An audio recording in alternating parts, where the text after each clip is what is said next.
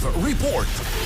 Yes, gipahibalo sa Mandawi City Government nga gi-extend ang deadline sa pag-submit sa business permit application o pagbayad sa business taxes aron matabangan ang mga negosyante nga naapektuhan sa pag-uhay lang nga kalamidad.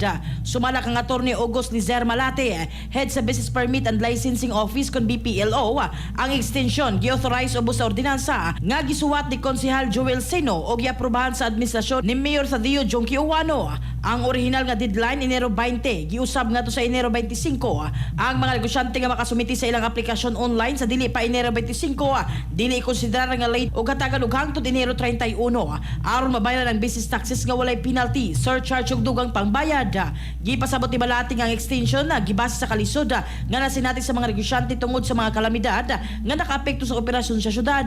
Apan ang mga aplikasyon nga masumiti human sa Enero 25 konsiderar na nga late ug maapil sa 25% surcharge o 2% interest kada bulan sa delay.